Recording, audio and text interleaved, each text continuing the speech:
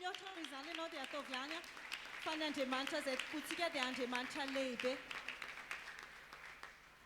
dia ndaontsika iaraka hitsangana avy hatrany a mbola ho fanomezam-boninahitra an'andriamanitra irery ihany izany zavatra rehetra izany a hivavaka isika dia tonono izay rehetra ao am-ponao ho an'izao fotoana izao ry andriamanitra rainay tsara indrindra o velom-pisaorana anao foana ny fonay sy ny fanahinay satria mbola namindranao fondray zahay amin'ity androany ity a mbola tafahoana soma tsara eto amin'ity toeran'ity a hiaraka hanompo anao hiaraka hanome voninahitra ny anaranao hiaraka hanandratra anao hiaraka hideranao eto izahay a hiaraka hilaza fa andriamanitra lehibe sy mahagaga ianao Jesosy eo mankasitraka anao zay satria raha tsy mifona ho anay ianao dia tsy toy izao ny fiainanay tsy mbola namindran'andriamanitra fokory izahay ka dia ankasitrahanay anao ny fitiavana rehetra izay aseho anao aminay amin'ity androany ity mino izahay Jesosy fa efa eto ianao hiasa mahery eto ianao ary na dia tsy miteny an'izany ary ny vavanay dia fantatray fa ataonao izany amin'ity androany ity asehoy eto androany Jesosy fa tsy miova ianao raha nilaza ianao fa raha misy roa na telo mivory amin'ny anananao dia eo afovoany ianao dia mino an'izany izahay ary natanteraka an'izany ianao eto ianao fanahy masina ny fanahinao anie hamomba an'izao fotoana izao na izahay eto amin'izao toeran'izao na ny any tokantrano fanahy masina ao dia afaka nokasianao izay rehetra tianao atao dia ataovy eto amin'ity toeran'ity izany androany ary tsy eto ny ora ny fanahinao mba tena andena an'izao fotoana izao hikasika ny fony tsirairay avy hanova tantaram-piaina n'olona maro ianao androany fanahy masina ao ary izay rehetra sitrapon'andriamanitra dia ataonao tanteraka izany ampafantaro anay izay rehetra tokony ataonay amin'ity androany ity fanahy masina gideo zahay dirigeo zahay ao anatin'izao fotoam-bavaka izao fa te hiona amin'i Jesosy izahay eto amin'ity toeran'ity mamelanao hiasa malalaka eto izahay fanahy masina ny devoly fahavalo rehetra kosa androany dia didina hiala amin'ny anaran'i Jesosy tsy misy toerana ho anareo eto ry satana tsy misy toerana ho anareo eto ry fanahy ratsy fa mandeha anareo zao dia zao ny olona rehetra dia olona efa voata olona efa tahina manokana olona mahita fity amin'andriamanitra avokoa ny olona tsirairay avy izay tonga eto ary tsy ho voakorotanareo zao fotoam-bavaka izao ihany koa dia fotoam-bavaka misy ny herin'andriamanitra miasa ary atsapahanay fa tena olona tahina olona miavaka izahay dia izany vavaka izany ataonay amin'ny anaran'i Jesosy Kristy tomponay irery ihany amen andaontsika mbola hite-tanana mafy ihany a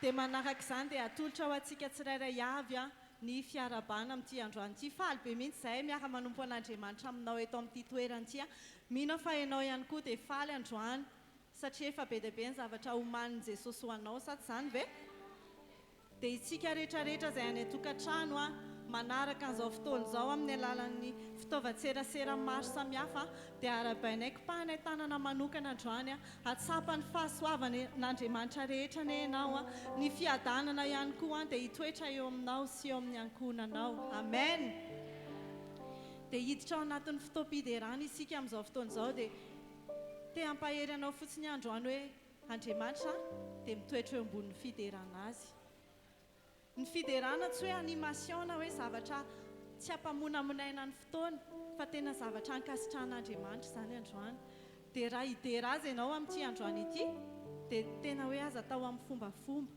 aza atao amin'ny fahazarana aza atao hoe zavatra tsy maintsy asiana kely le izy dia amin'izay mahafinaritra ny fotoanao am-piangonana fa aoka tena ny fonao mihitsy androany no hideran'i Jesosy a aoka ny ao anatinao rehetra mihitsy androany no anao izay mahafaly an'ilay mpanjaka anao satria raha tonga eto ianao androany dia ny anao izay mahafaly azy dia raha faly izy a dia hitosaka aminao ny fahasoavana sy ny fitahiana rehetrarehetra androany dia andaontsika tonga dia hiaraka hideran'i Jesosy amin'ny alalan'ity ity a ny feonao asandrato mafy a ny tananao sy ny tongo tenanao rehetra manontolo mihitsy a hoento a hideranan'i Jesosy izany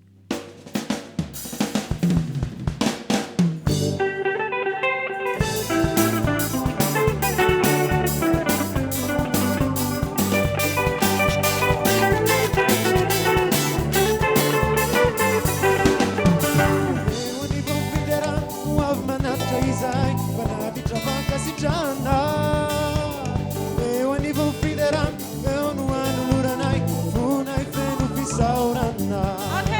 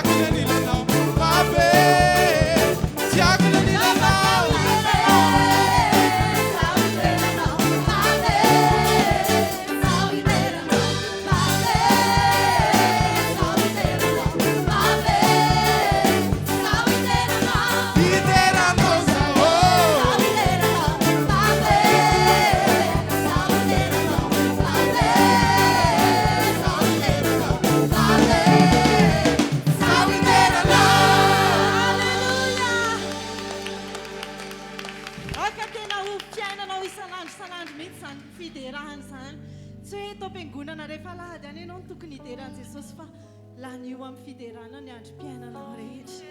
Amen. Dia amin'izao fotoana izao tiako ianao raha mety dia akipy masonofinao. Dia aoka ianao mba hisainsaina kely hoe iza ilay olona derainao. Raha tsy fantatrao dia tsaroa fa Jesosy no derainao. Izy natoy izao anao. Izy rery ihany nafony aino anao. Ary raha tsy mifona ao anao Jesosy dia mbola tany anaty lavaka ianao, tsy namindra fo taminao Andriamanitra ka nandrivotra iainanao androany ary mety efa tsy izany. Fa satria Jesosy maty ho anao teo amin'ny hazofijaliana, satria Jesosy amin'izao ora hitenenako izao dia mbola mifona ho anao eo an-kavanana indray, dia mbola toy izao ny fiainanao. Na dia noho ny amin'izany fotsiny aza, ny amin'izany fitiavana lehibe tsisy mahavita tahaka an'izany, dia mendrika azy ny dera, mendrika azy ny saotra, mendrika azy ny ady. Tsisy olona tokony hajainao, tsisy olona tokony ho derainao, tsy misy zavatra hafa tokony asandratrao afa-tsy ny fideranan'i Jesosy sy ny anarany rery ihany. Dia aoka ny fonao amin'izao fotoana izao tena hoe velom-piderana ho an'i Jesosy, tena hipololotra zavatra, tena akasika ny fon'i Jesosy ho fiderana azy, ny amin'ny fanolorana ny tenany ho anao, kanefa ianao ilay nanota. Dia ankoatra an'izany rehetrarehetra izany tsy ny ainy ihany, tsy ny tenany ihany no nafono anao, fa ozy izy hoe ho avy ho anao, ho fiainana ary ho fiainanao be dia be. Izany nefa omanin' Jesosy anao noho ny amin'ny zavatra rehetrarehetra tahaka an'izany, dia derao izy, mendrika nomena ny dera rehetra izy noho izany. Misy zavatra be dia be tsy nangatahnao fa omeny Jesosy anao izany. Misy zavatra be dia be tsy mandalo an-tsainao akory fa fantatry Jesosy hoe mahasoa anao, dia omeny anao izany.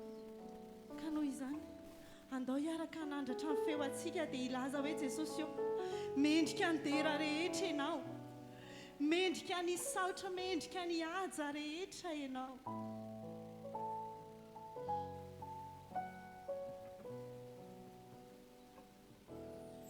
Mendrika ny dera sy ny haja. Raha nandratra ny tananao ianao androany dia aoka ho fideranan'i Jesosy izany. Mba ho voninahitra,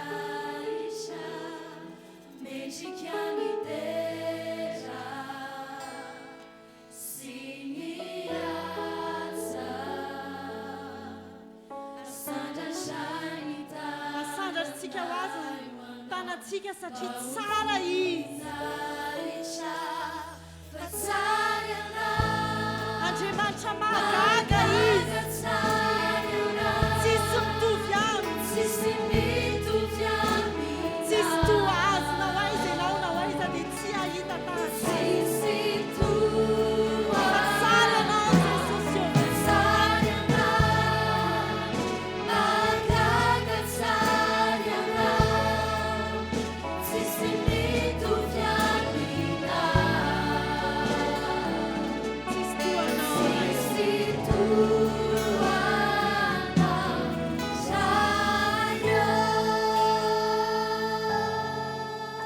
Mbola mahafisitsika hatrany hoe mendrika ny dera sy ny haja ianao.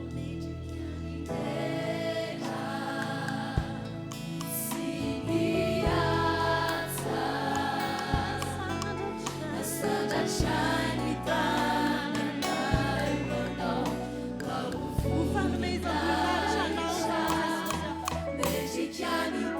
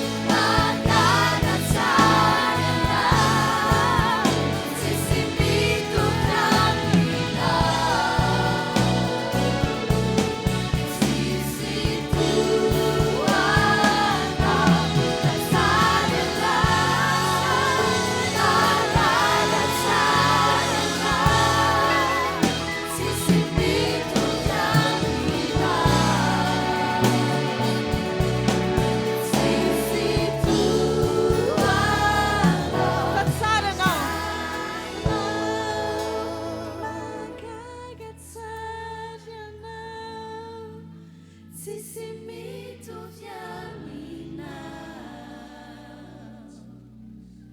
Sisi tua Fatsary ianao Fasarena Nakagatsarena Sisi mitoviamina tsisy toana ayo Sisi tuana Sayo Jesosy a tsapanay ankehitriny fa tena mendrika ny fiainana rehetra ianao ny zavitsoa rehetra izay raisinay eo amin'ny fiainanay dia avy aminao tsy misy tahaka anao tsy misy toanao tsisy mihevitrinay ohatry ny fiheveranao anay izany indrindra no mbola ilazainay fa ianao rery ihany no mendrika ny zavatra rehetra ianao no mendrika ny dera rehetra ianao ilay mendrika indrindra Jesosy tsy misy tahaka anao tsy misy toanao na izay milaza azy olona tena mahavita zavatra ara dia tsisy mahavita ny vitanao ka eto anatrehanao zahay Jesosy mbola ilaza hoe mendrika indrindra ianao avy aminao ny viany zavatra rehetra ny fiainana abandon izay iainanay isan'andro dia avy aminao izany no mbola iranay hoe mendrika indrindra ianao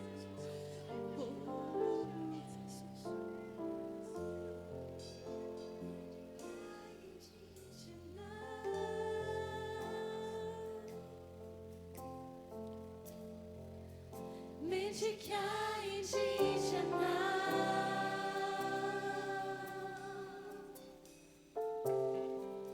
avy aminao no ny avy ny zavatra rehetra mendrika ny dera ianao Mendrika ny dera mendrika indrindra ianao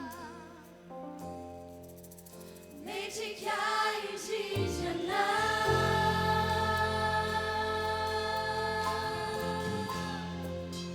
Mendrika indrindra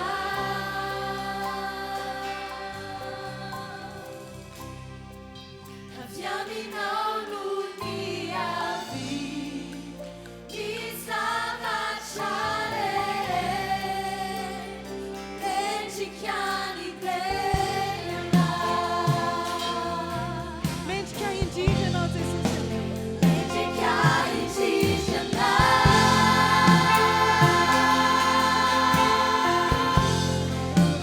Mendrika indrindra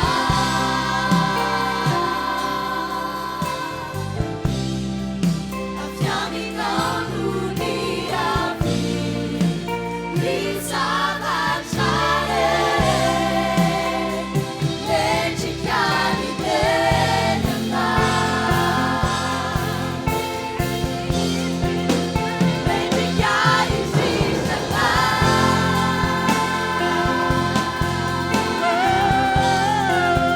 Mendrika indrindra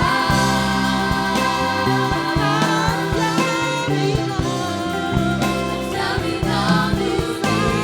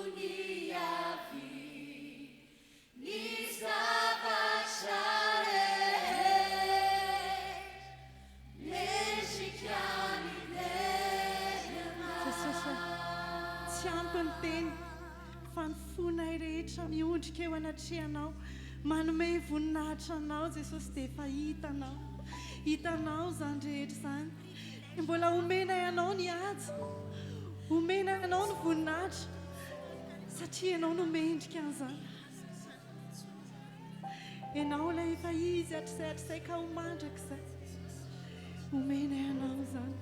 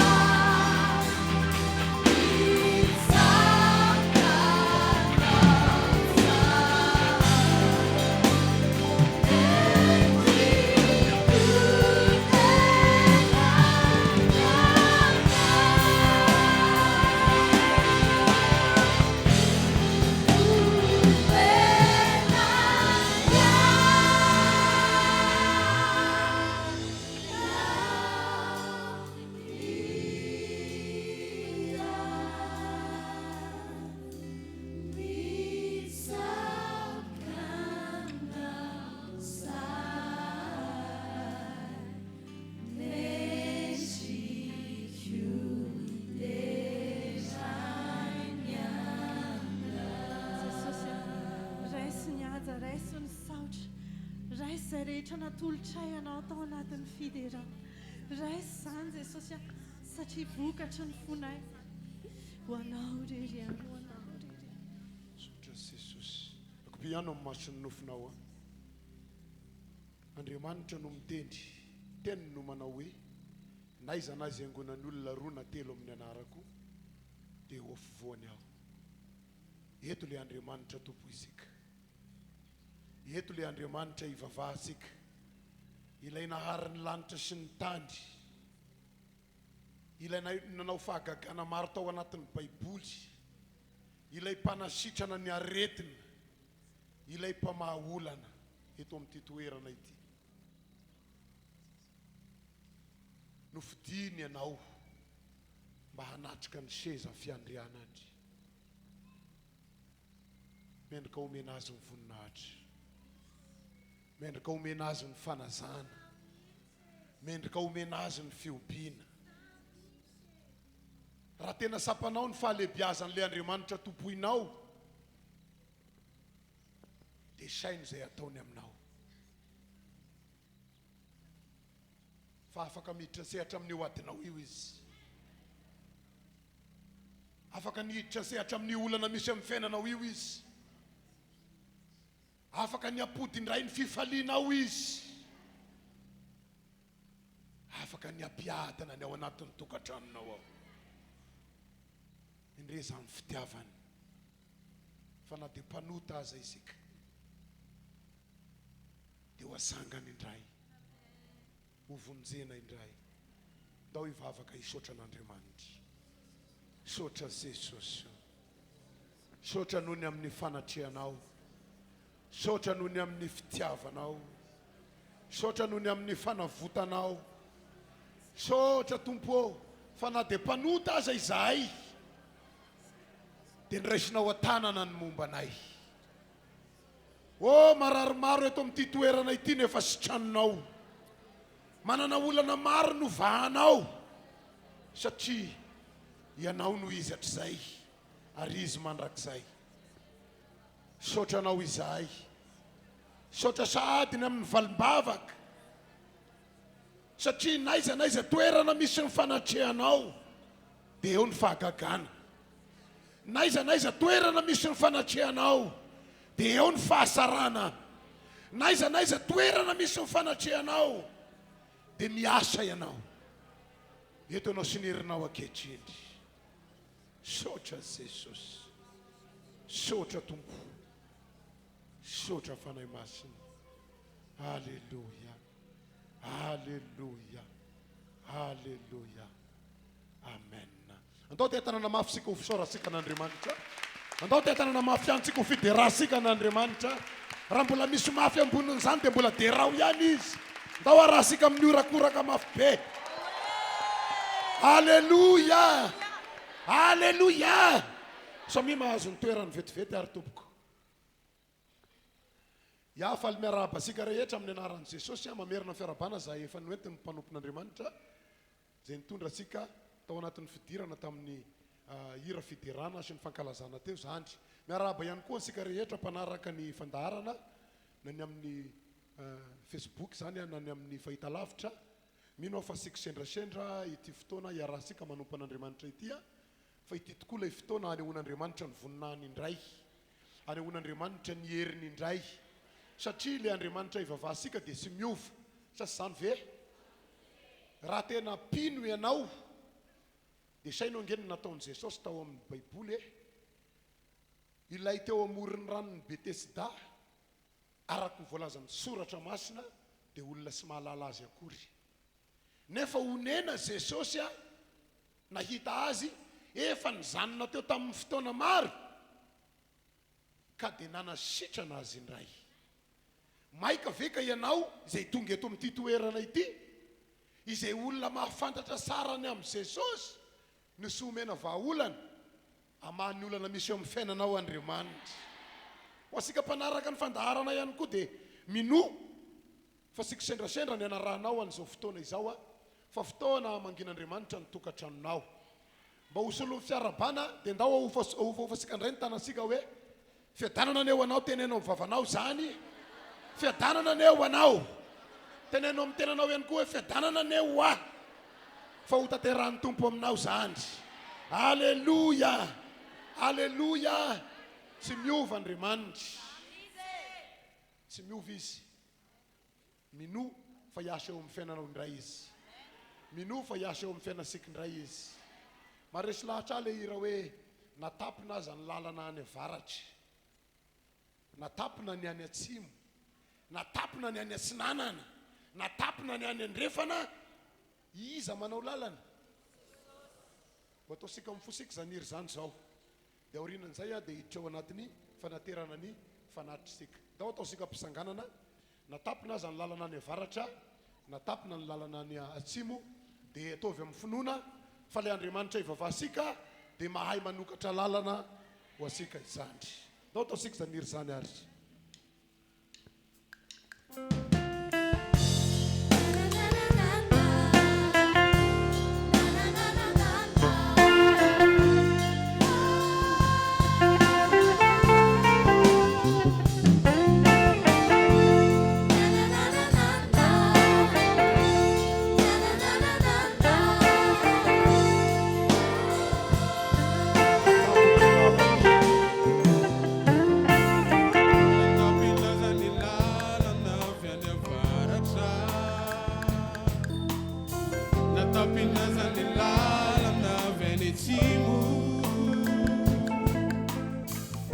Manao zay ho afanyazany devoly Jesosinay manokatra lalana avy any ambony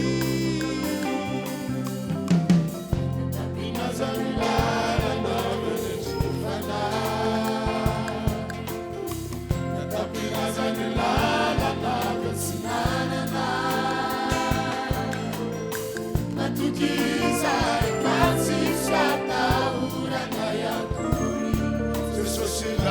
manukatra lalana avy ambony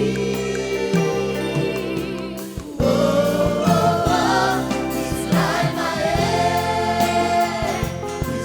magaga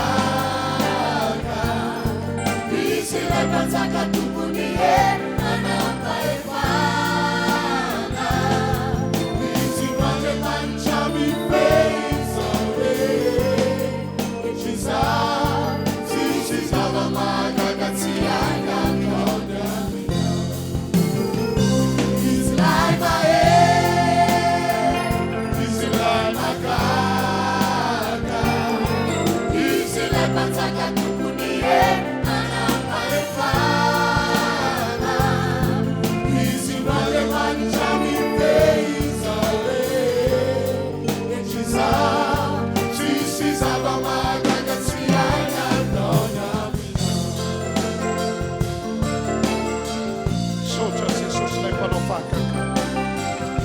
Sotra tompo fa tsy zavatra tsy hainao atao. Sotra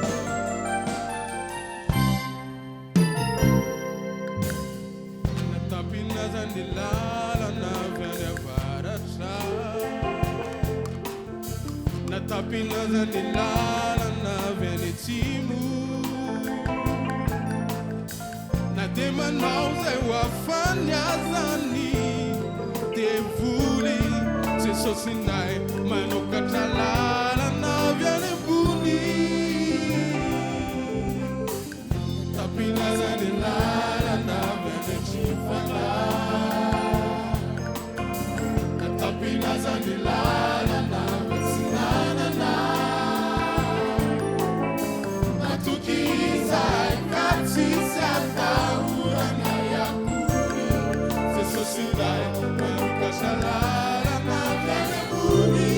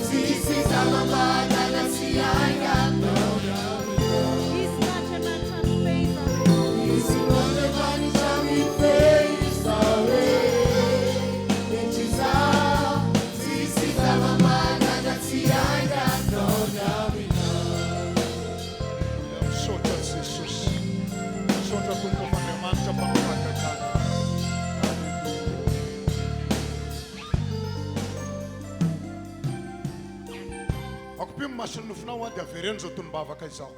Jesosy eo misaotra anao aho, Jesosy eo misaotra anao aho fa ty ahy ianao no miadidiny fiainako, ianao no miadidiny momba rehetra, sy manana nizaniza ianteheranao afa-sy anao. Misaotra noho ny amin'ny fanavotana, misaotra noho ny amin'ny fanasitranana, misaotra noho ny amin'ny valim-bavaka.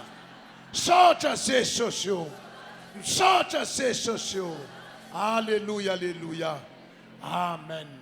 Samy mahazo ny toerany ary tompoko. Alleluia, alleluia. Tiako tena olona manana finoana ianao fa hain'Andriamanitra ny zavatra rehetra. Saino zany fa ho any amin'ny fahasarana eo fiainanao eo, ho any amin'ny fahalebiazana eo fiainanao eo. Tsy ho tononona malahelo zany ny olona manompana Andriamanitra. Alleluia, alleluia. Ya hiditra amin'ny fandarana manaraka moa isika dia ny afahasika manatitra ny fanatitra eo anatrehan'Andriamanitra. Sainy mandrakariva fa sy fombafomba mpivavahana ny fanatitra. Misy mpanompon'Andriamanitra anankiray a, Solomona no anarany. Tanatin'ny alina manontolo a nanatitra fanatitra ondro maro be. Natao sorona izy. Rehefa vita ny sorona dia izao ny zava-nisy. Tonga ny bisiky ny anjely, ny teny manao hoe inona no tianao hataon'Andriamanitra aminao. Izao no nambarany, omeo fahendrena aho afahako mitondra ny olona, no tanterahan'Andriamanitra izany. Tamin'ny alalan'inona ny fanatitra nataony no natonga an'Andriamanitra ny esika teo amin'ny fiainany. Te hampaheresika ihany koa sika manompo an'Andriamanitra io a, dia azo atao asirambina amin'ny fanatitra ataonao. Fa aoka tena ho fanatitra vokatry ny fo ary mendrika an'Andriamanitra izay tompoinao. Rehefa manao fanatitra ianao zany dia sainy hoe mbola eo am-piomanana ianao dia fahitan'Andriamanitra sahady ny etaetanao.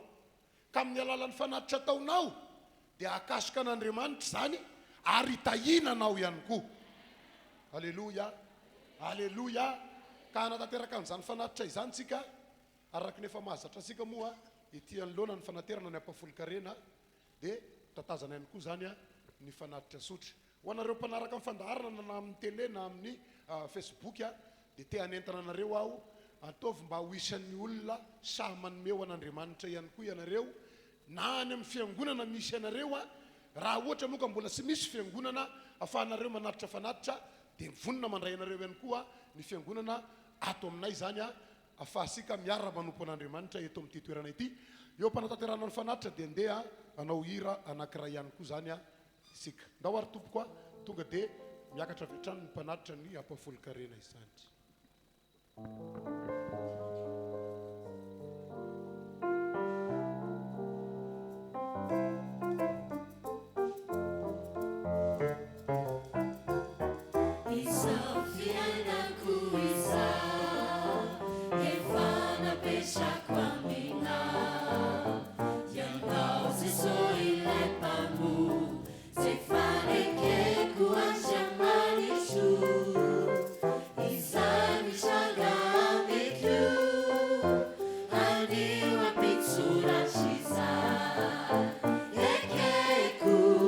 Fatezina, Jampura na Unumia.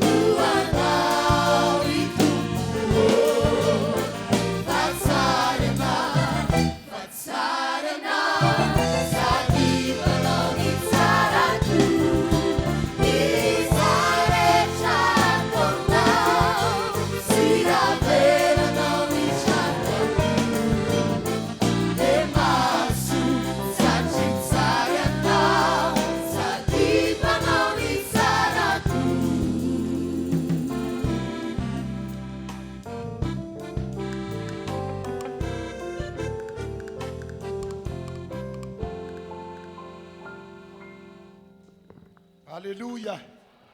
Alléluia. Akopy mason'ny nofinao dia andao hivavaka avy hatransika ho an'ny tenin'Andriamanitra izay fampizarana eto amin'ity toerana ity zany tompoko. Ray masina ho misaotra anao izahay amin'ny anaran'i Jesosy Kristy tompo. Misaotra noho ny amin'ity ora sy fotoana ity izay ahafahanay indray mandray ny teninao. Tompo, iza moa izahay mba hitenenanao fa noho ny amin'ny fahasoavanao Andriamanitra dia mifidy olona ianao hieno ny teninao amin'ity ora sy fotoana ity. Tompo, ka sy ho manokana izay rehetra mandre izao teny izao. Ny mararo sy tranony, ny manana olana miva. Tompo, tehirizo ihany koa mba tena isan'ny olona ho any an-danitra. Jesosy malalo mpandresiny miaraka aminao. Saotra fanay masina. Zano ny fidinao hitondra ny afatra. Afeny eo ambany elatra ho aho. Aza vela isy oatra na ilasaka ny teny tianao ambara. Fa zay tianao apita amin'ny olona no aoko voatenin'ny vavako eto amin'ity toerana ity. Foanako ny herin'ny fanarazy, mitondra fanelingelenana sy fifantohana sy fahaizana mandray ny teny. Amin'ny anaran'i Jesosy avy any Nazareta, misaotra tompo, tsara ianao. Alleluia. Amen. Alleluia. Alleluia. Ya maka tenin'Andriamanitra avy hatransika atao amin'ny Joba toko 9 manomboka amin'ny 5 ka hatramin'ny 9. Joba toko 9 manomboka amin'ny 5 ka hatramin'ny 9. Mivaky toy izao amin'ny anaran'i Jesosy. Fa raha ianao kosa mandroso mitady an'Andriamanitra ka mifona amin'ny tsoto, ary raha madio sy mahisy ianao dia hifoha mozy ianao tokoa izy, ary ampiadana indray ny fonena ny fahamarinanao. Ka na dia kely aza ny andohanao dia ho lehibe indrindra ny fiafaranao.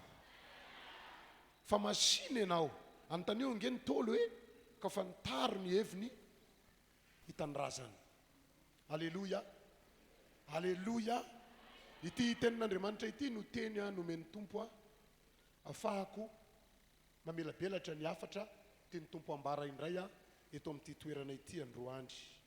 Raha lasanabavy izay manatrika sy manaraka an'izao fandaharana izao, tena tianao Andriamanitra. Tena tiasika Andriamanitra. Manana planina sara eo amin'ny fiainako sy amin'ny fiainanao Andriamanitra. Sy ho fahoriana ny antom-pisinao, sy ho ranomaso ny antom-pisinao, sy io aretina mandavataona io ny antom-pisinao, sy io tsosa mivangongo io ny antom-pisinao. Ilay pahary, ilay Andriamanitra nahary asika dia nahary asika ho amin'ny fahasarana. Alleluia. Nahary asika ho amin'ny fiadanana, nahary asika ho amin'ny fahombiazana, nahary asika ho amin'ny fifaliana.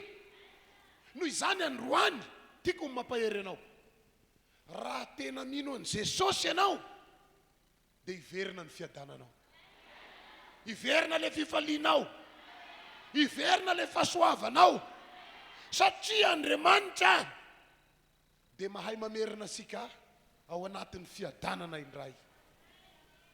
Raha ity teny vakina teo ity dia mazava be ny nambarany. Raha ianao kosa maninona mandroso mitady an'Andriamanitra, hatreo ihany, mandroso mitady an'Andriamanitra. Io no resiko voalohany, ile hoe mandroso mitady an'Andriamanitra. Fa maninona moa zany teny zany nalasaka androandry. Besaka ny olona miaina ao anaty ranomaso amin'izao vaninandro iaina sika izao.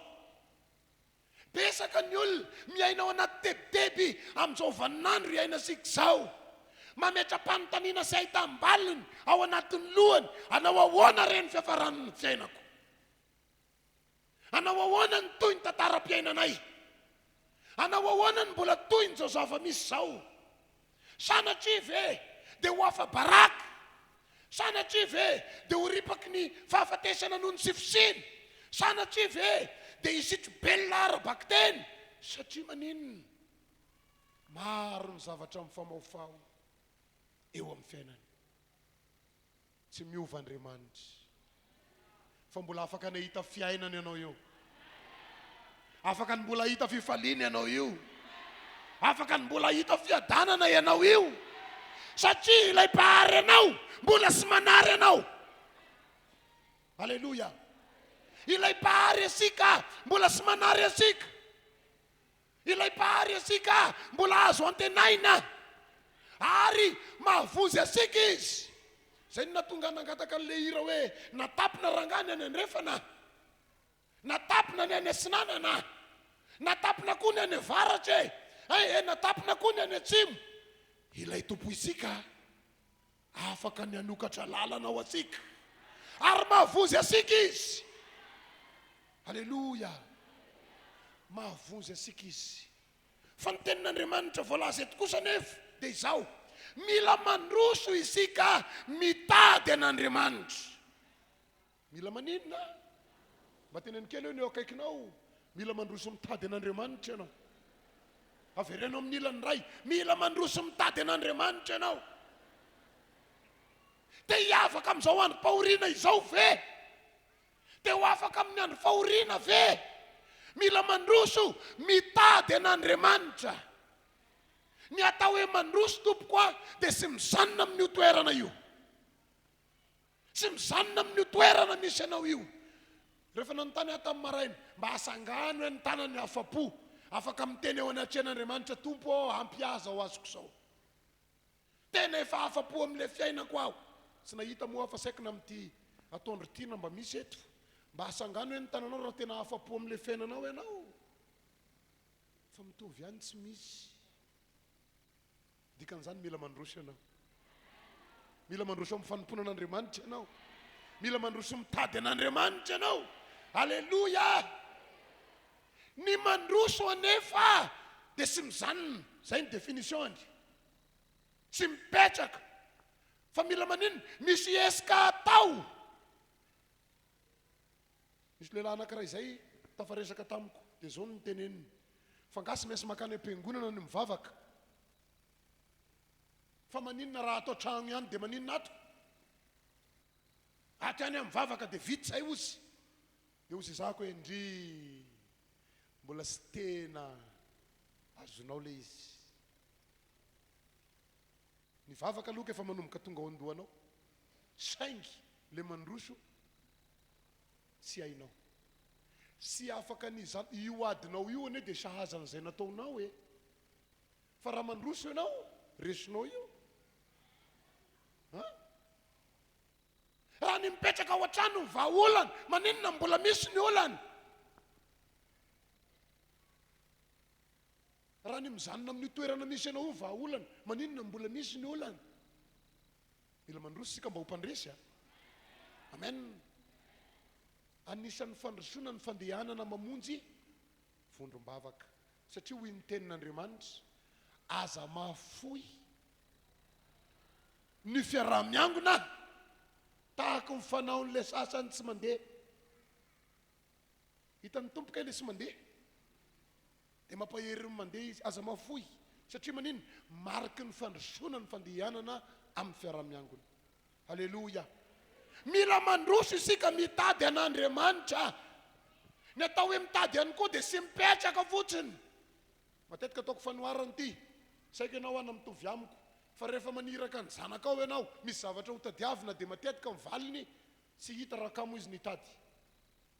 Malaivo le haninao dia mivaliny, mandeha ihany izy alomakao. Fa mivaliny avy agny sy te hitady izy, tsy hita ozy, tsisy ato. Fa rehefa maniraka hafa ndray ianao, zay mazoto mikaroka azy, dia inona ny avaliny? Rehefa elaela hito le izy, taizy ny ho tadiaviko tao amin'ny any. Zany hoe nisy inona tao? Nisy ezaka natao nitady. Ezaka avy amintsika hitady an'Andriamanitra. Raha lasana bavy, ianao zay tonga eto io, hitady an'Andriamanitra ny atongavanao eto. Ahita an'Andriamanitra ianao androany, hifanena amin'ny Jesosy ianao androany. Raha tena mitady azy ianao dia ahita azy. Aleluia. Aleluia. Tantara voalohany toko faha 6:10 fa 1:10. Tantara voalohany toko faha 6:10 fa 1:10. Zao mivaky ny teny. Mitadiava an'i Jehova sy ny heriny ka sao mandrakariva ny tavany mitadiavany Jehova sy ny heriny. Isika no asain'Andriamanitra aninona azy hitady azy. Fa maninona sy tonga dia Andriamanitra fotsiny no mitady hoe fa mbola mpitadiavana indray ianao, satria ny fatra ny etaetanao no mahatonga n'Andriamanitra hiasa eo amin'ny fiainana. Halleluja, halleluja. Zay nge mahatonga ny olona mararina, ny olona manana olana mora no mitory aminy. Satria maninona? Olona te ho afaka izy, olona voafatry le olana izy ka raha toriana dia maninona mangetaetany mba hivanona dia mora ny mitory aminy. Fa ny olona tsy dia manana olana sarotra no mitory aminy, satria mieritreritra fa efa milamina izy. Ny fitadiavana an'Andriamanitra aza miandry olana vao mitady azy. Fa izao plasy misy anao zao, tadiavo Andriamanitra, tadiavo izy fa ho hitanao. Ataovy izay fomba rehetra ahafahanao mitady an'Andriamanitra. Fa izao zava-misy amin'ny fiainasika zao dia sy ho resy isika raha sy Andriamanitra nahary ihany no miditra ny sehatra amin'ny fiainasika mampandresy asika. Halleluja. Io aty mangotraka eo amin'ny fiainasika io sy resisika amin'ny herisika zany io, raha sy ilay Andriamanitra nahary asika no miditra ny sehatra amin'ny fiainasika. Pesaka ho an'ny olona vakivava, sy vakivava mandeha raha akory, fa vakivava mpitenenana. Mahagaga ho aho le fanambadiana. Tamin'izy voan'ny kôty ny lokaloka ery fa ho tia mandra-pahafatiko. Mbola voatelo volan'izay dia efa manomboka hitako foatra nefa sy de tia izy. Olombelonako ny devoly fetsy, anga tiany ny devoly ny mifankaty. Raha ny sitrapony ny devoly dia aninona? Hifandrafy ny olona, hifamony ny olona. Fa raha Andriamanitra ny ao, fitiavana no ao. Halleluja. Raha Jesosy no ao, fifankatiavana no ao. Sy visy ny olona mitaraina mba miasa ihany izahay. Fa ohatry ny manangom-bola hatao amin'ny kitapoloka. Sy fantatra hoe ahoana, sy fantatra hoe ahoana.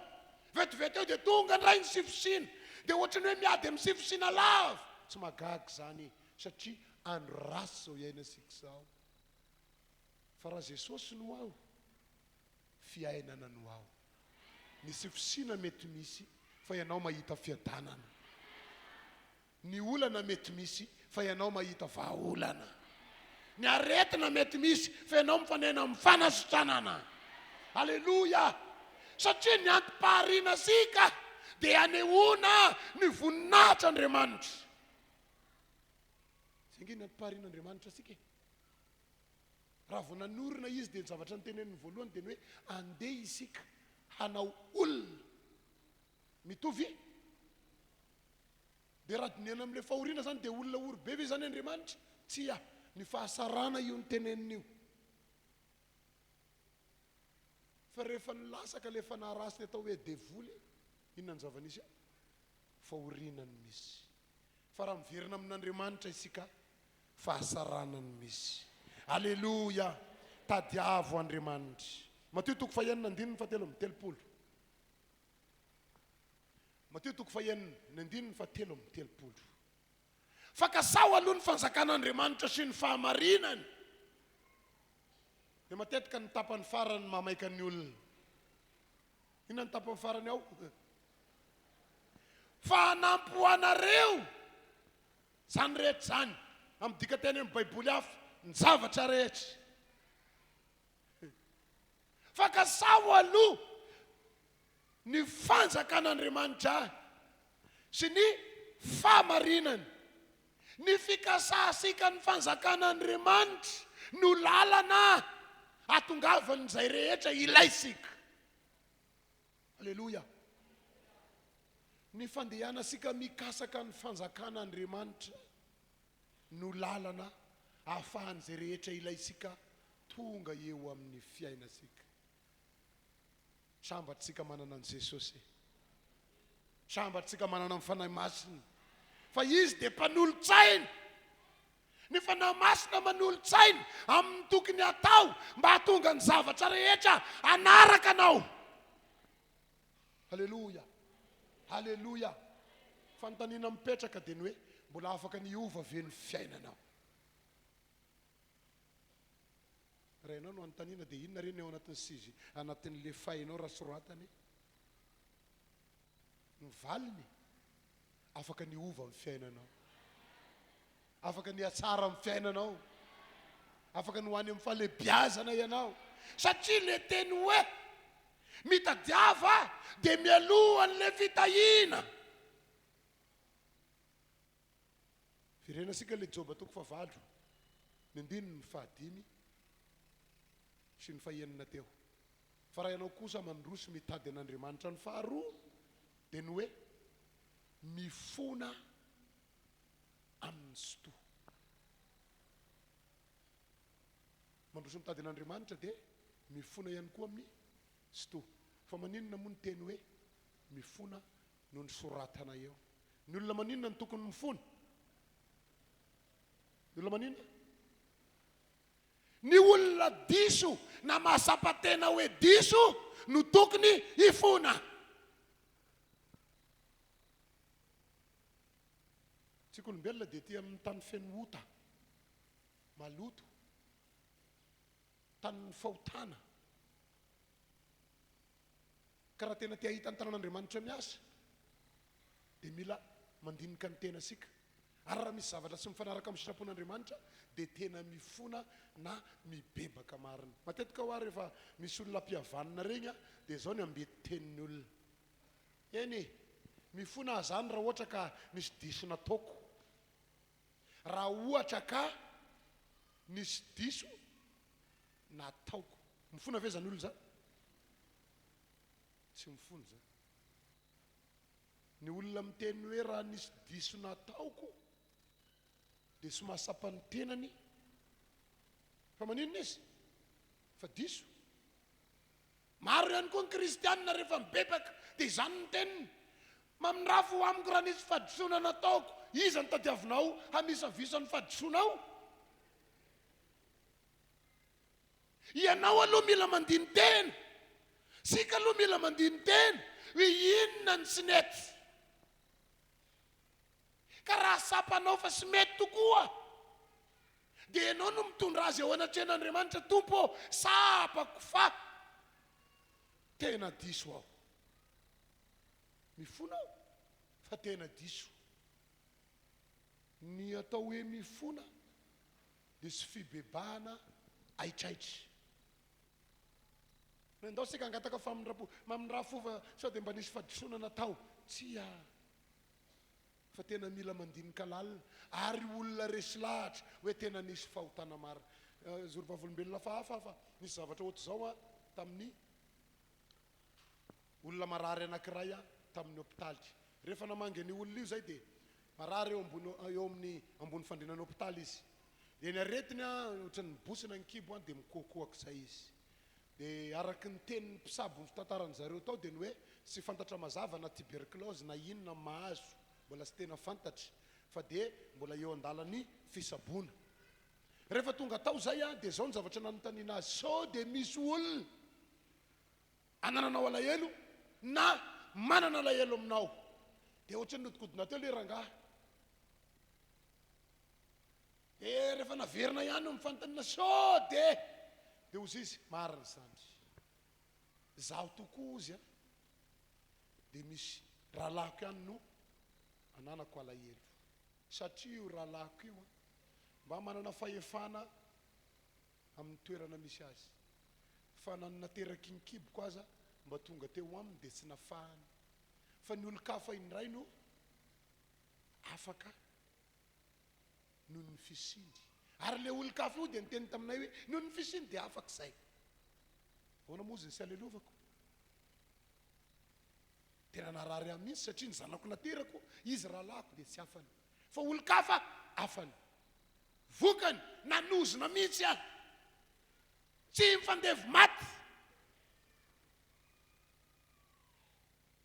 fahotany zany satria maninona manozona olona dia ozy le ranabavy anankiray niaraka taminay teo rantsoina ve izy dia voniny ianao amela azy amin'izao etahanao zao satria marary ianao zao ka raha sy mahay mamela heliko sika dia sy ahita ny tanan'Andriamanitra raha sy mahay mifonana mibebaka mariny tsika dia sy ahita ny tanan'Andriamanitra dia ozy izy ka efa marary amoko za nge ty sy fantako na efa ho faty za miteny azy indray zany no mety ho lasa lora mitoy zao ka dia sy maninona nasony ny zanany mba antsoy dia nasony ny zanany vavy rehefa tonga teo ilehilahy io rahalany any io dia nanontaniana manana olana ohatr'izao vinareo dia ozy koa le rahalany ieny tompoko satria izy ny saina fa sy tiako izy ary za tokoa dia masapa ozy le ray fa tena nanafaka olo-kafa noho ny fitadiavako vola dia nieritreritra hoe mba mitona ho avy ny azy ka dia sy nanafaka ny azy noho izany dia lasa nisy inona teo aminay nisy ady teo aminay dia ozy le ranabavy zany mako fa Andriamanitra sy miasa ao anatin'ny olona manota fa raha tena mibebaka mariny tsika androany dia ahitan'ny tanan'Andriamanitra miasa tao anatin'ny fampahirezana dia samy mitomanina ny ankilany na ny andaniny na le marary na le tsy marary samy naneniny inona tokoa moa nahatonga nenanao an'izao raha sanatsika maty tokoa moa le rahalahako iza sisa mba namako dia ozy koa ny anankiray no ny tenina laoko mivavako na nozikozina ve zany dia zao ve zany tena malahelo amin'izany aho dia nampibebahana mifona teny tamin'ny vava mifona fa nanenenana ny tenina laoko mivava dia ozy koa ny anankiray mifona fa nanenenana ny fitiavam-bola raha izay tokoa mahasitrana tena mifona re zay e pralaha foana ny zay e dia nanomboka naninona fa mihana teo nampandraisina an' Jesosy vita zany dia nialy zay herinandro aorinana io sitrana ny marary izany nanasitrana azy Jesosy no anarany inona ny hitany tompo taminy nisy toepo nisy fomba mampanao ratsy namboly fahotana tao anaty namboly sy fifangatiavana any ka lasa nanino niteraka aretina ozy ny devoly satria ny ray ny ota dia mitoetra ao anaty fahotana ny fo misy ota dia inona nataony nitoetra tao izy ka niteraka aretina tao anatin'le lehilahy fa rehefa namositra kosa le lehilahy nakatohan'izay lazaina tamin'ny famelakeloka tamin'ny fifonana ny as'Andriamanitra raha ianao kosa mifona amin'ny sotoa Jesosy alohany andehanany anao ny ministerany hanatanteraka ny asana ny rahanazy dia ny fibebahana no nitoreny voalohany satria sy afaka miasa amin'ny olona sy mibebaka Andriamanitra sy afaka miasa amin'ny olona sy mangetaheta fiovana Andriamanitra olona mbola anjakan'ny fahotana sy miasa Andriamanitra mila mibebaka isika raha mbola misy karazana zavatra fa hafa ao anaty sainy fa sy miteny rasy any ny atao hoe manota fa nany tsy fitiavanamana ange fahotany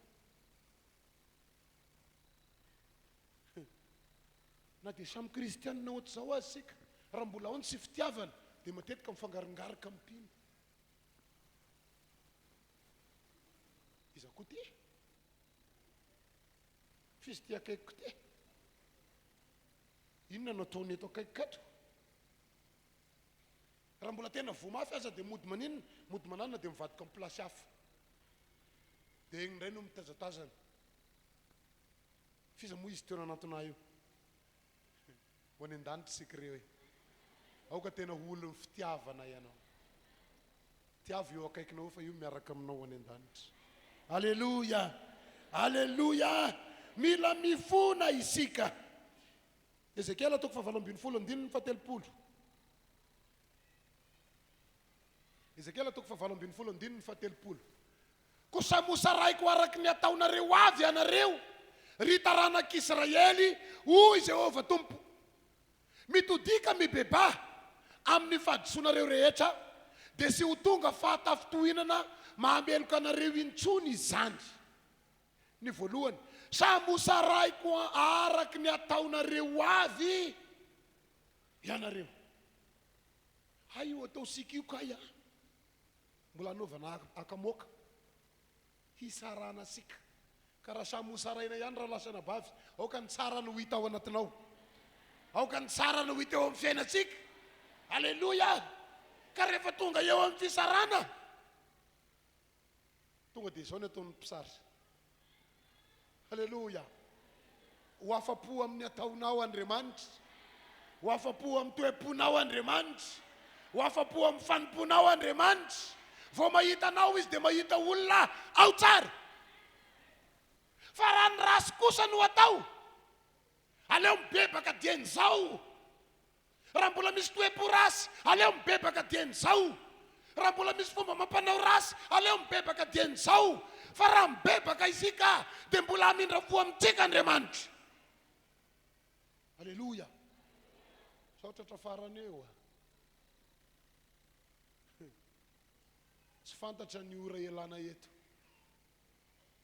Fa raha fantatra io, fen'olona be kotro maro olatra ato anaty fiangonana.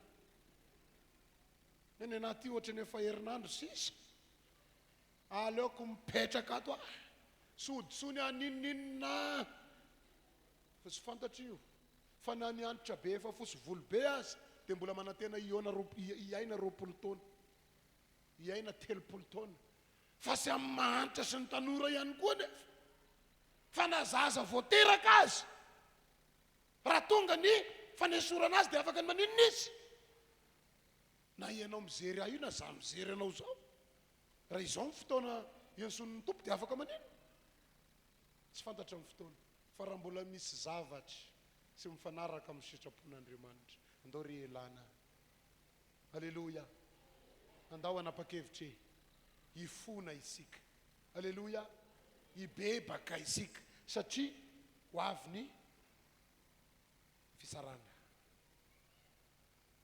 Ko mibeba amin'ny fadisoanareo rehetra. Tsy misy olona sy mahay fahotana zany ho aho. Nga za nahalala n'igny hoe fahotana no miteny ratsy. Za ve nahalala fahotana le nataoko iny. Fantatra io e. Fantatra rehefa fahotana. Vadin'olona no angalaranao ka sy fantatra hoe fahotana. Fantatra io. Ho zay zako tamin'ny Alahady.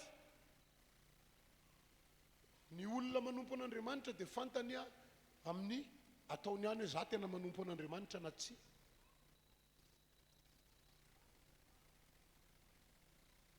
Ohatran'ny olona anankiray amin'ny firenena anankiray, fantatra raha ohatra ka ianao zao malagasy, fantatrao ny maha-malagasy ianao e.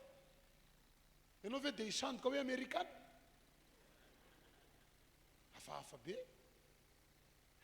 Fantatrao ianao raha malagasy, dia ohatr'izany ihany koa sika raha olona mpanompon'Andriamanitra, fantatrao hoe inona ianao? Mpanompon'Andriamanitra na tsy. Izay zavatra sy mifanaraka amin'ny sitrapon'Andriamanitra ialao. Aleluia. Matio 4:7-10. Matio 4:7-10. Ary tamin'izany andro zany dia nanomboka ny toriteny Jesosy ka nanao hoe mibeba ianareo. Fa maninona? Akaiko fanjakan'Andriamanitra. Vao nanomboka ny toriteny Jesosy dia ny zavatra nilazaina tamin'ny olona sy hoe hotahina, ho asoavina, tsy tonga dia izany. Fa fibebana aloha.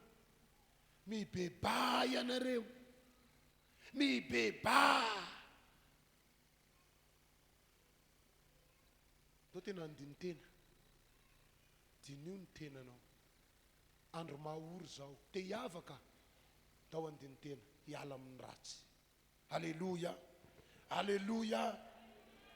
firenana le joba toko favalo manomboka amin'ny andininy fadimy fa raha ianao kosa mandroso mitady an'Andriamanitra ka mifona amin'ny tsoto ary raha madio sy mahisy ianao dia hifoamozy ianao tokoa izy ary ampiadana indray ny fonena ny fahamarinanao efa programan'Andriamanitra misy ny ampiadana sika hamerina ny fiadanana amintsika hamerina n'le fiainana amintsika zay ny natonga n'le teny eo ambony mampirisoka sika ny amin'ny tady an'Andriamanitra ary ny eo amin'ny andininy fahafito azy dia mazava be no ambarany ka na dia kely aza ny fiandohana ahy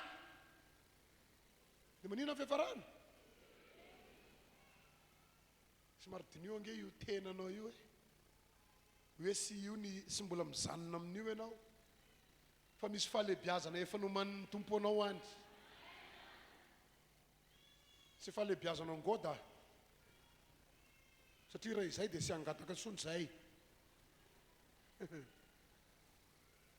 fa inona ny irinao manoatra lavitra ny irinao ataon'Andriamanitra halleloja kely ny andohana ho lehibe ny fiafarany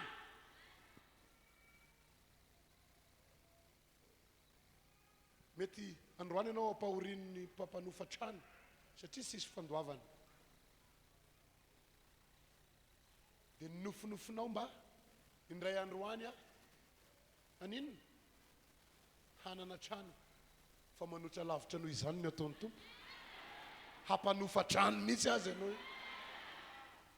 halleloja satria zay mifahoriana misy androandry dia izay matery anao fa ny tompo rangapanao fagagana efa maro ny kristianina ny zoro vavolombelona tao anatiny fizaliana resaka hofatrano taloha fa ankehitriny mpampanofa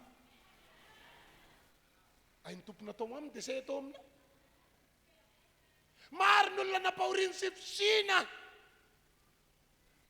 fa rehefa manompo an'Andriamanitra ka mizoro sara mifampondry kely ny andohandry fa lehibe ny fiafarandry ny anjaranao ankatoavy zay lazain'Andriamanitra aminao ny manompo an'Andriamanitra tompoko sy hoe fanimpona fefanimpona fotsiny fa tena fiainana ny fanimpona an'Andriamanitra halleloja fiainana ny fanimpona an'Andriamanitra tena hiaino ny fanimponao an'Andriamanitra hiaino zao fanimposika an'Andriamanitra zao sainy mandrakariva mba manana tanjony ndray androany dia ohatry zao dia araho amin'ny famimponao fa ho ataon'Andriamanitra aminao zany kely ny andohasika fa ho lehibe indrindra ny fiafaratsika halleloja raha mbola anatin'ny tena sy fisina androany aza mizanona amin'io toerany sy fisina io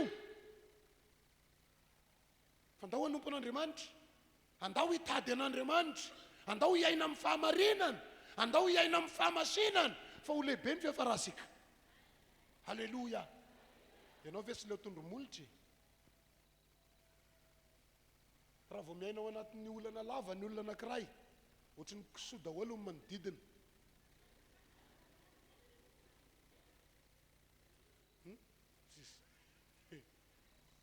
vao miodina ianao dia izy efa avy nanondro io asa aloha ianao fa za aloha leo tondromolitra ho avy ny fotoana hanina ho asika manondromolitra inona ho asika hoe no mba sina fimezana ihany izy ty tsara angeny tompo halleloja iregny manondromolitra asika regny ho avy ny fotoana izy indray no anontany finina ny nataonao dia mora aminao no miteny hoe mitady an'Andriamanitra ny fona tamin'ny tsotoa aho tena ny bebaka marinao nanompo n'le Andriamanitra velona aho kely ny andohako teo fa mbola sy farany io fa ho any amin'ny fahalebiazana io ianao io ne zany ho any amin'ny fahalebiazana ianao andao mba hitetanana mafy ho an' Jesosy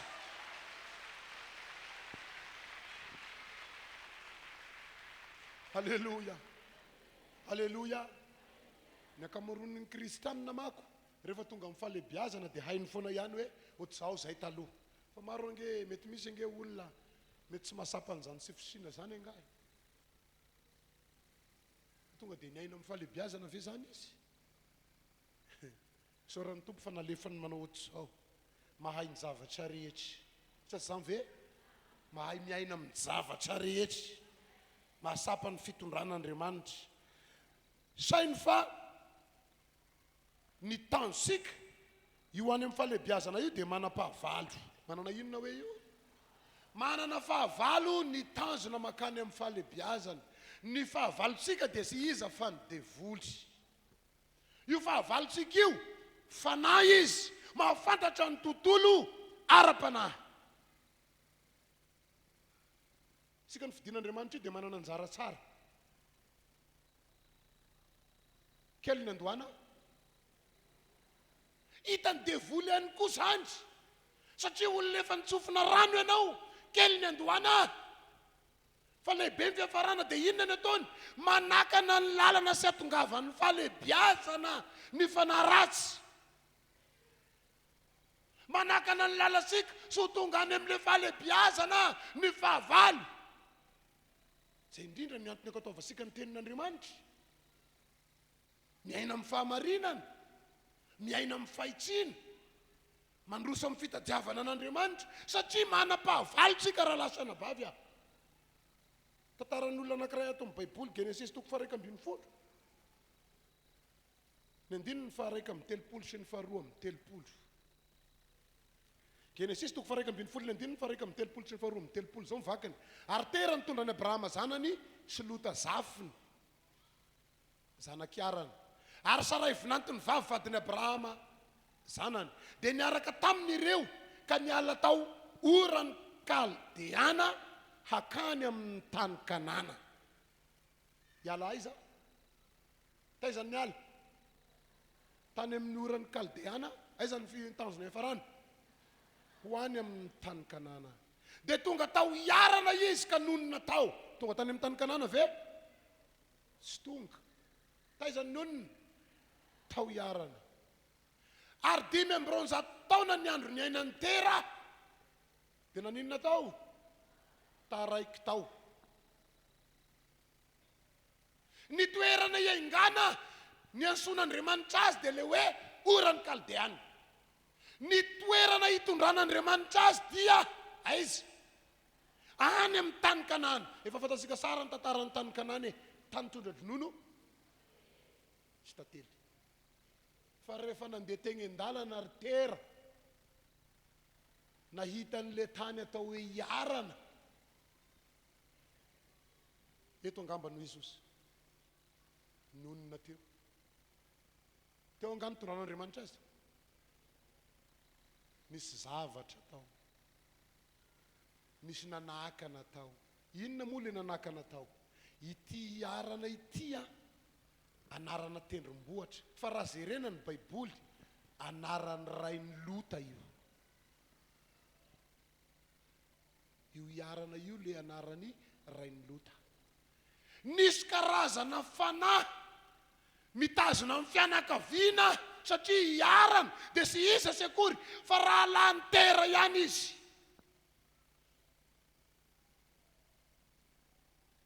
sy nasaraka tamin'ny fomba mampanao sy nasaraka tamin'ny zava-misy raha izay miala eto raha izay ny tsy mamadika raha izay ny tsy mananina so dia sy azonay ny lofa dia voatazona tamin'io izy tonga tany amin'ny tany Kanana sa sy tonga sy tonga misy ange misy karazana fahotana ange ohatrany sarotra zany no miala aminy satria misy zavatra mamatotra ao mety harena lovany mamatotra ao mety tsy fantako fitahina hafahafa be no mamatotra ao ka sarotra ny miala amin'ny fanapahan-kevitra ny tiako resinao androany raisy ny fanapahan-kevitra raha vao zavatra sy mifanaraka amin'ny sitrapon'Andriamanitra ka hanakana anao ho tonga amin'ilay fahasarana ialao halleloia rehefa nyzanona teo iarana itera inona ny hafarany teo maty tao sy tonga tany amin'ny tanina mpanantenaina isaoran'Andriamanitra fa Andriamanitra mpamindra fo dia niansony Abrahama izy ory Abrahama ny anao kosa mandehana aza mizanona amin'io mialahy ndana makany amin'ny tanina mpanantenaiko i Abrahama ny tonga tany rahalahy sy anabavy sy hoe Andriamanitra ny tsy niantso fa ny fanapahan-kevitra tera no nizanona tamin'ny fombafomba sy tamin'ny zavatra fanaony piraita-po aminy mety mbola voatazony fombafomba ve anao tonga eto mety mbola voatazony zavatra fanao mety tsy mifanaraka amin'ny sitrapon'Andriamanitra ve ianao aoka andray fanapahan-kevitra androany andao hiala amin'ny fombafomba mampanao fa andao tena hiditra amin'ny fanompona an'Andriamanitra fa ny fahavalontsika dia sy manana tanjona afa sy mianakana sika mba sy ho tonga amin'ny fahasarana mba sy ho tonga amin'ny fahalebiazana ndao feon'Andriamanitra no enona alleloia misy tantara anankiray koa ato amin'ny baiboly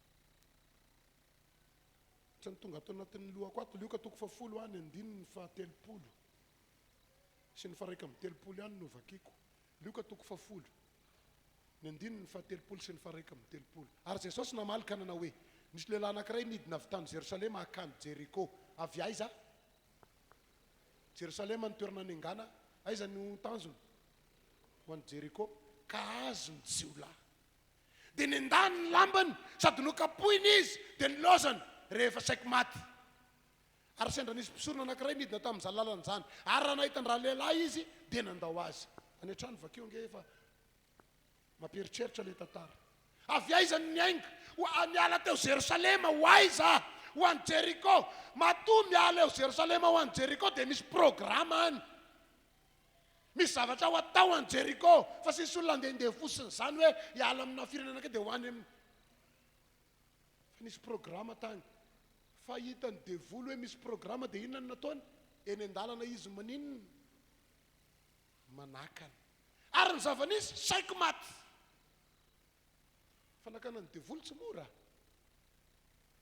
fa izao rehefa tena feno ny herin'Andriamanitra ianao dia sy maintsy tonga amin'ny tanjon'Andriamanitra ho tonga amin'ny fahasarana io fiainanao io sy ho voasaka ny devoly zany io fiainanao io sy maintsy tonga amin'ny fahasarana isika alleluia fa mila mitady an'Andriamanitra mila tena mibebaka marina raha misy fahotana mila olona tena resy lahatra ny amin'ny fitadiavana an'Andriamanitra alleluia alleluia satria raha manaiky ho voasakana ianao dia so tonga amin'ny tanjon'Andriamanitra raha sy fisinany eo dia vola angesy makasarotra raha sy fisinany maharesy ny olona dia sy fisina ihany ny andavon'ny olona sy misy ianao dana makatrosy amin'ny microcrédit fa ao ianao ny maninony dia no mahomby maka ny ray mandeha ozy microcrédit atao viantoka daholo zay zavatra rehetra fatafantatra fahanao ampitahoriny amin'izay ody eo aiza le antoka fotriny efa tarany 2 andro dia ozy ny devoly tratrako raha mandalo sy fisina saino ny nahary anao mitodi amin'ny tady avo izy fa hamonjy anao mandalo ady saino ny nahary anao tady avo izy fa hamonjy anao fa sy nisy olona nanantona an'Andriamanitra ka nilavina fa izay manantona azy sy mba nilavina alleluia faofao ny tanany mandray ianao Joba toko 9 ny andininy 9 sika zao fa masina ianao antanio angeny tolo hoe ka fantaro ny hevitra hitany razany iza moty tolo ny razambe sika efa maty ny ato amin'ny baiboly dia ireo ny tantarainao anatin'ny baiboly ireo eo ambary io Antanio ange ozy izy le efa voalaza ao anatin'ny baiboly be da be reo hoe ndana manontany am'ireo dia noho izay lazainy dia ndao ange sika anontany Elia anontaniana ory Elia tena miatsikady zay amin'izao vaninandro iainana izao inona kosa ny tokony atao rehefa ianao dia tena olona sara laza satria zay voalaza eo anontaniao ange tolo hoe ny tolotolo anatin'ny baiboly ange ry Elia ry Jakoba ry Isaka izy ireo tsy haiko be da be ndao anontaniana ange Elia dia zay revana ny tenin'Andriamanitra atao amin'ny Jakoba toko 5 ny 7 fahamaly izy ory Elia mba meovaliny zay fa za io miatsikady miatsikolana inona kosa ny tokony ataonay mba hitovizana aminao dia hoy mivaliny Elia dia olona tahaka sika ihany fa izy maninona mahery mivavaka mba sy lasany ranonorana dia sy nilasaka tamin'ny tany ny ranonorana 3 taona sy 9 bolana ny valiny meny Elia maninona ozy mahereza mivavaka halleluja ny vavaka tompoko noery mapidina ny herin'Andriamanitra ao anatsika ka mahatonga sika hiavaka amin'izao zavatra sarotra izao Elia namaly ary Jakoba ny tantara azy Elia nika olona tahaka anao io ihany raha songona ny nofinao ka marary dia ny songona koa ny nofiny Elia tamin'izany dia maninona koa izy marary koa raha masiarinona ianao dia maninona koa Elia tamin'izany masiarinona raha masiary ory ianao dia naninona koa Elia tamin'izany mba ory ihany koa iaho Elia fa izao no nampiavaka aho izy na hery vavaka odio te ahery ianao mahereza mivavaka halleluja ny vavaka satria mipanakan-dalana sy lavitra araka le nitenenitsika teo fantatry ny devoly tsara mihitsy fa raha ianao io be vavaka dia maninona bery dia inona ny ataony ataony ny fomba rehetra hahatonga anao sy havavaka sakanany fosiny zao efa manao réveil be misy atao mitatatata prrr ny réveil dia ozy ny devoly matiriza eky aloha fa diso ny réveil anao fa raha ianao maharesy an'io eo dia hoy Elia io fa manomboka mandray ny afatra alleluja efa fantatrao ny Alakamisy fa misy fifadian-kanina dia ozy ny sasalamba tsy vita hatramin'ny talata sy ny alarobia io ka ny sara aminao atao Alakamisy fa raha ianao maharesy an'io eo dia hoy Elia io baiko ny tontolo ho lasa lehibe marina ianao io ho lasa amin'ny fahasarana marina ianao io ho any amin'ny fahalehibiazana marina ianao io do ndray akatolo ray hafa izy andray no alaina do aka ny Jobe toko 1 ny 9 ory Joba mba ho toro ilalana izay fa izay ny voalaza an'le Joba ny tenenina teo hoe anontaniao ny tolo Joba toko 1 ny 9 nisy lehilahy ray tany amin'ny tany ozy izy ano anarany ary marina sy mahisy izany lehilahy zany sady matahotra an'Andriamanitra ka ny fadiny rasy ndao nge izy rehefa sika ny 9 hoe fitenin'Andriamanitra azy dia hoy Jehova tamin'ny Satana efa nandinika ny Joba mpanompoko venao fa sy misy tahaka azy any ambonin'ny tany lehilahy marina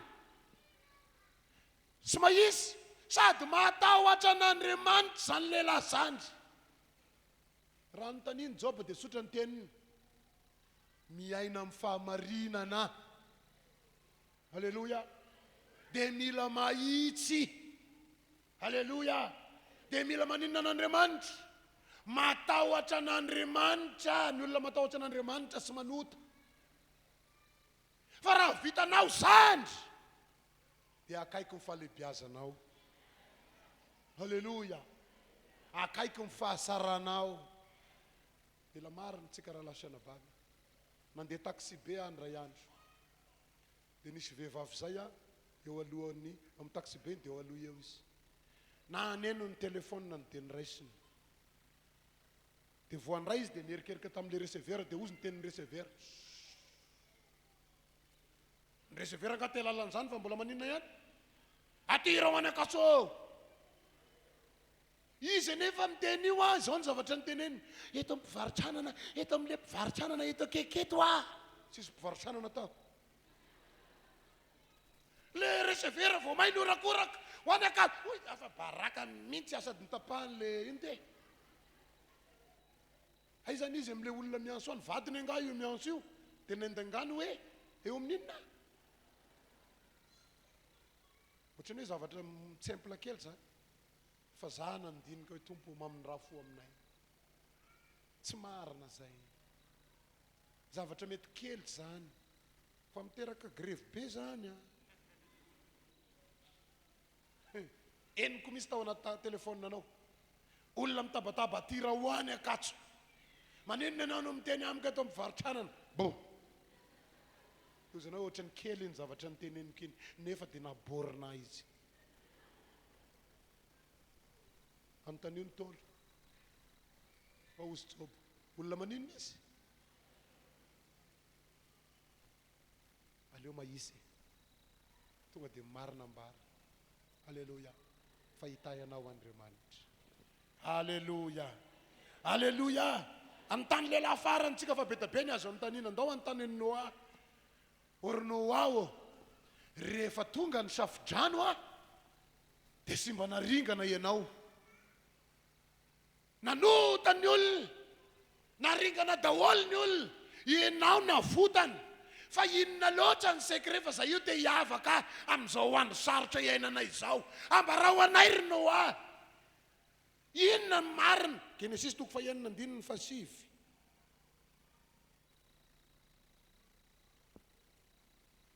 ary zao ny tantaran'ny Noa dia lehilahy marina sady tsy misy tsiny teo amin'ny olona nanino niara-belona taminy eny niara-dalana tamin'Andriamanitra Noa rehefa nanontaniany Noa dia zao ny teneniny niezaka ho amin'ny fahamarinana aho niezaka mba sy ho hisy siny amin'inona ampiara-belona aho raha lasana bavy sy aty am-piangonana ihany ka ino mivavaka fa eny amin'ny tontolo misy asika eny dia miezaka sy anasiny ampiara-belona ny piara-belona misotasota satria fantatry ny devoly fa raha ianao tafavoaka amin'io dia kely ny andohanao fa ho lehibe ny fiafaranao dia inona ny ataony maniraka ny piara-belona izy mba hizato hetra anao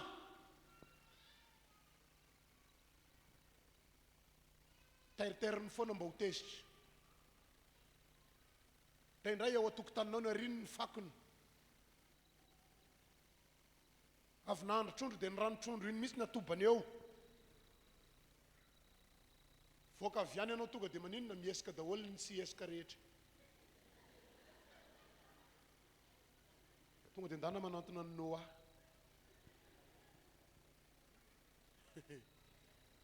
mahay maninona izy sy hoe ny piara-belona amin'ny Noa misy raha ngany ny olona milamina fa i Noa nahay niara-belona tamin'ny olona alleluia marina fa mety mizato hetra io famboary foana ny eo anatinao za mila mahay miara-miaina amin'ny olona mahay miara-miaina amin'ny piara-belona amboariko foana ny ato anatiko fa za olona te ahita amin'ny voninahitra Andriamanitra alleluia alleluia raha mahay manamboatra ny ao anatinao ianao dia hiara-dalana aminao Andriamanitra hiara-dalana aminao Andriamanitra ka ninona zava-misy amin'ny fiainanao mpandresy foana ianao ninona ady atrehinao mpandresy foana ianao ninona aretina tonga eo aminao sitrana foana ianao ninona ranomasony lasaka amafany ranomasonao Andriamanitra anome fifaliana ho anao izy manomboka apetrao amin'ny fonao ny tananao ilany asany rato ny ilany avereny zao vavaka izao Jesosy io tena tiako ianao, faly aho manana anao, faly aho fatantananao, faly aho fasonjovinao, manomboka androany Jesosy ity aho, raha izao ampelantananao ny momba, ho any an-danitra izao diako zao, ho any an-danitra izao lalako zao, ny fiainako aty an-tany, fiainana voata, fiainana miavaka, satria manana anao aho. Tehirizo a Jesosy, tehirizo amin'ny fahasarana aho, tehirizo amin'ny fahalebiazana aho, matoky anao aho Tompo, voninahitra ao anao Andriamanitra. Ndao sika hivavaka hisaotra an'Andriamanitra, raha io misaotra anao izahay satria niteny taminay ianao. Saotra Tompo noho ny amin'ny teninao, makasitraka fanahy masina, endre zany fitiavanao anay, endre zany fitiavanao anay.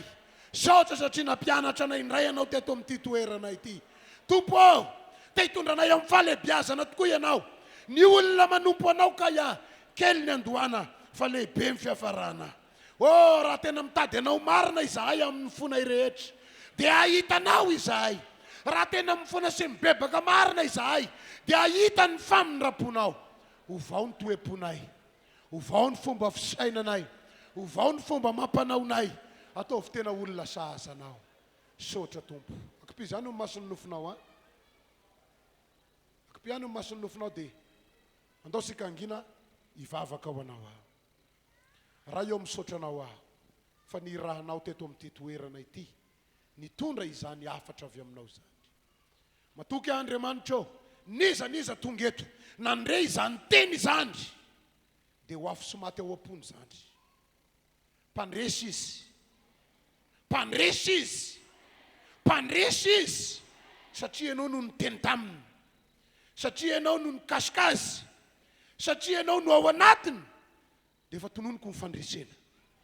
Niza marary, sitrana izy, satria ianao ilay mpanasitrana no efa niteny taminy. Niza manana olana, mivany olana amin'ny anaran'i Jesosy, satria ianao ilay mpamaha olana no efa niteny taminy. Saotra fanahy masina, voninahitra ho anao Andriamanitra. Sika rehetra arana hoe amen.